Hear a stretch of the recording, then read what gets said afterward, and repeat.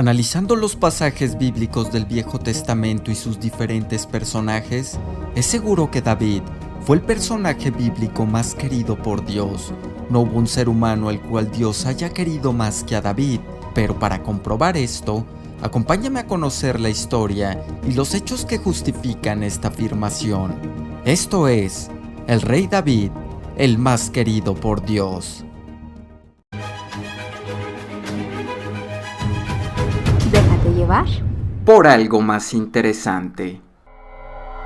Todo comienza en la parte donde el sacerdote Eli había muerto por la fuerte impresión de enterarse que sus hijos habían muerto y que el arca de Dios había sido robada, y su lugar como sacerdote fue ocupado por el joven Samuel.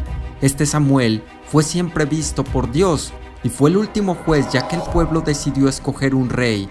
Dios aceptó y le encargó a Samuel que escoja el primer rey israelita, que sería Saúl. Una de las primeras disposiciones de parte de Yahvé que recibió Saúl fue ir al pueblo de Amalek y matarlos a todos, en venganza por aquella vez que, habiendo el pueblo israelita recién escapado de Egipto, fueron atacados por los amalecitas.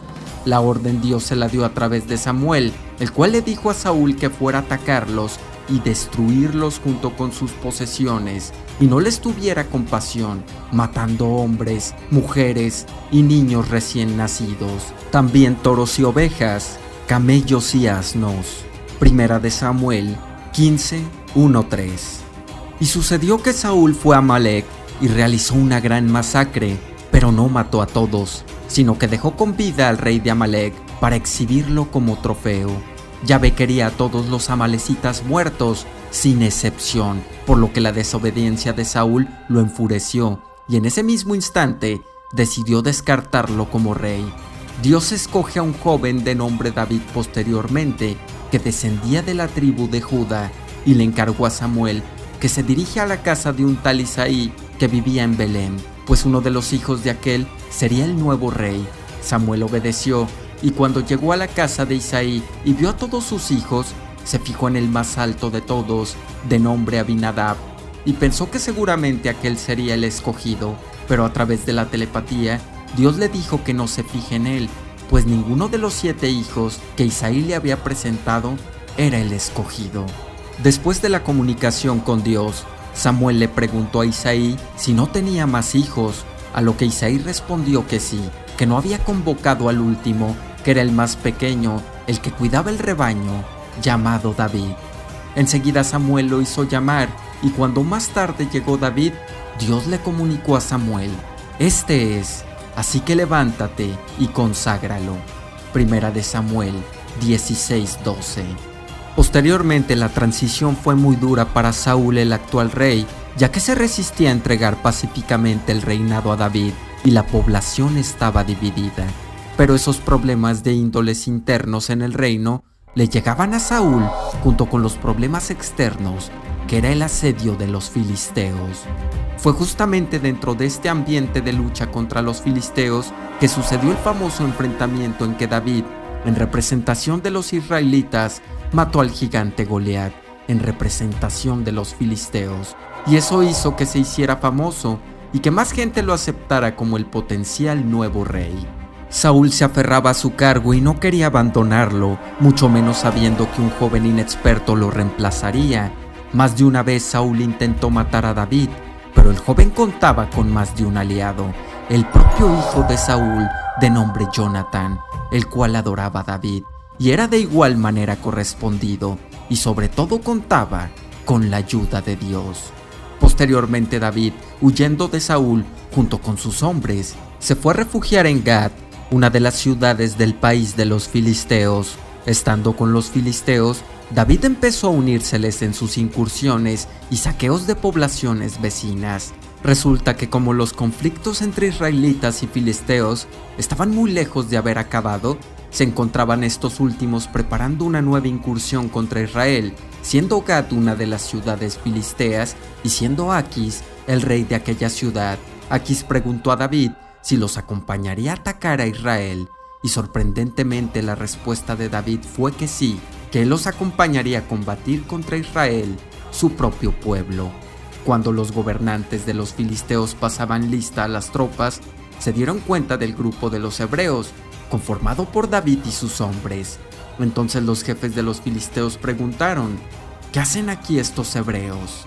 Los gobernantes de los filisteos se sorprendieron de ver entre sus filas a un grupo de israelitas, siendo que la batalla se iba a librar contra ellos mismos. Ellos con justa razón dudaban de la lealtad de David, y por más que Aquis abogó a su favor, no los convenció, y obligaron a Aquis a que sacara de entre sus filas a David y a los demás hebreos.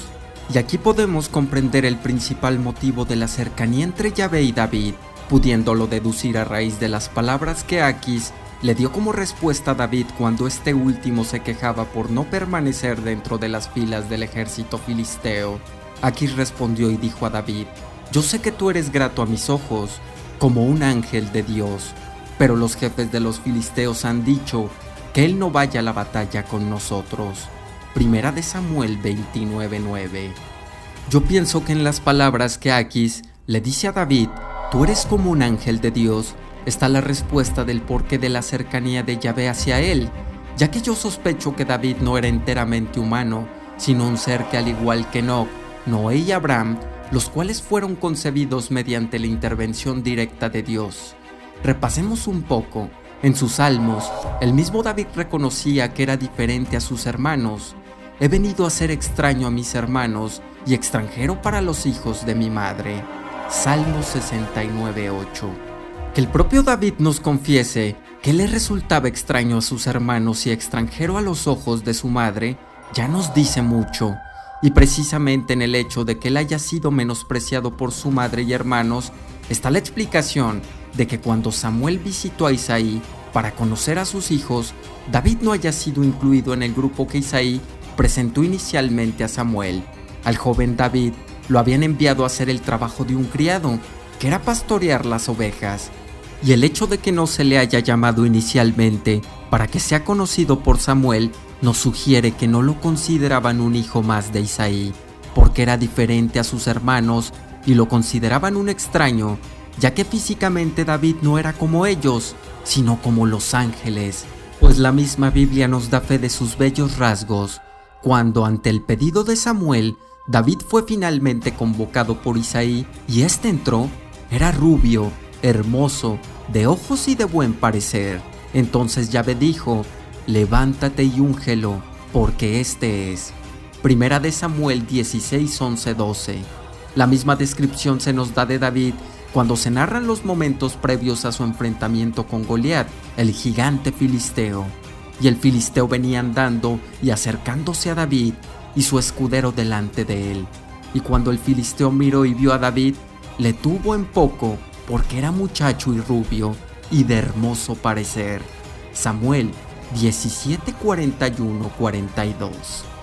Hasta aquí la única evidencia de la condición suprahumana de David sería su aspecto, pero existe un pasaje bíblico donde el mismo David nos da la evidencia de que sus condiciones suprahumanas iban más allá de su aspecto físico. Esto sucedió un poco antes del enfrentamiento con Goliat, cuando ante Saúl, David se ofreció para enfrentar al gigante filisteo que desafiaba a los israelitas.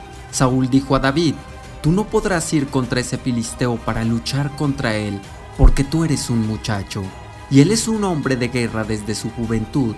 David respondió a Saúl: tu siervo ha sido pastor de las ovejas de su padre, y cuando venía un león o un oso y tomaba alguna oveja del rebaño, yo salía tras él, lo hería y la rescataba de su boca. Si se levantaba contra mí, yo lo agarraba por la melena, lo hería y lo mataba. Fuese león o fuese oso, tu siervo lo mataba. Samuel 17:33-36. Y yo me pregunto, ¿cuántos seres humanos comunes y corrientes pueden derrotar solo con sus manos a leones y osos?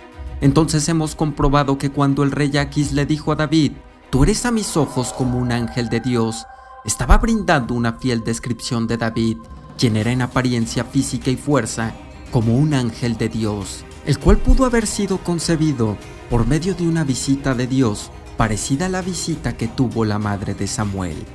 Posteriormente, Saúl murió en manos de los filisteos, y fue esa la única forma en que finalmente pudo David acceder al trono del reino de Israel. Con David en el trono, todo mejoró para Israel. Las penurias que el pueblo había pasado durante los casi 5 siglos del periodo de los jueces y también durante el reinado de Saúl se acabaron con David en el poder por varios motivos, pero el principal motivo era el favoritismo que hacia David tenía Yahvé.